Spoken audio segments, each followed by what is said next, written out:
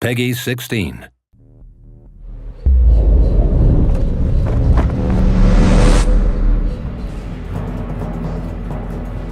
Our Dracula is very different to the Draculas that we've seen before in other forms of literature or in movies and things like that. He's not a kind of quintessential evil guy. It's a tale about someone that doing good ends up being evil. It's not black and white, it's very much shades of grey. We showed the journey of Gabriel in the first game, from light to darkness, and in this game we go from dark to very, very dark, and it's a much more crueler tale, a much darker tale. And I think that following a character that you can identify with is really important. So we wanted to have a guy that people really saw, really felt for him, they understood how he got to that place. And so I think in many ways our Dracula is more human than previous incarnations of Dracula. Dracula's motivations are to end his immortal life. That's the main thing that's driving him in the game. He's been alive for a long time. He's tired of living. He wants to end this and to move on. Don't misunderstand me. He's an evil guy.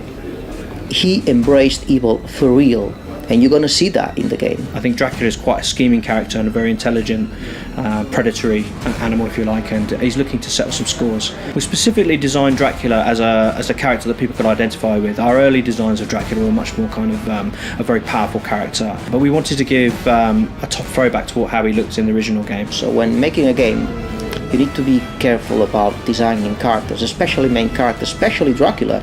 You have to think that it's the first time in Castlevania history that you play with Dracula. Also with Dracula having new weapons and new abilities, we wanted to give him a much kind of more athletic way of moving. His animations changed quite a lot. We wanted to make him look cool. His hair is longer. He's more refined, if you like, more sophisticated. In Castlevania, Dracula's been always a bad guy that appears for a few moments and goes woo, and that's it. We wanted to build a real character with emotions, with contradictions from day one. So pretty much Gabriel was our Dracula from day one. Did they tell you that blood would fight against blood for all eternity? We'd already done a lot of the work already with the motion capture actor, so there was kind of like a guide, if you like, to go to. And I think what Robert's brought to the role is he's made Dracula really dangerous, and you can sense the evil, you can sense the kind of predatory nature of the character that wasn't there before, and I think it really comes across. And that's something he was very certain that he wanted to do on the voiceover section, because we kind of wanted him to imitate what the other actor had done.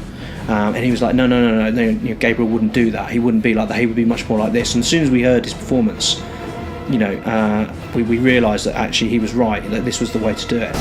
I am no longer Gabriel, woman. I am the dragon, Dracula.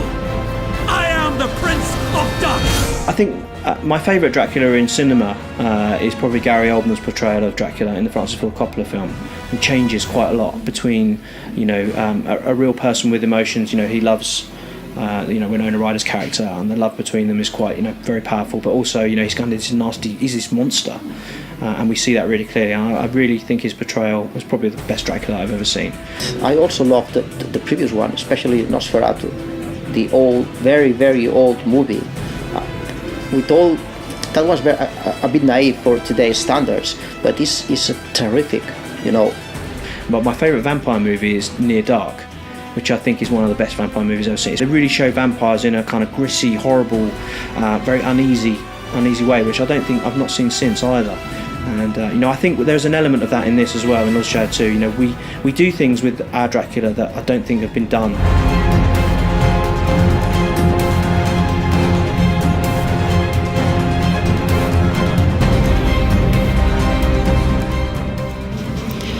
So I hope that's given you a deeper insight into our Dracula from Castlevania Lords of Shadow 2. If there's anything else you'd like to know, please send in your questions to the Twitter account address displayed on the screen, and I will answer them on behalf of Dave in a response video coming up soon.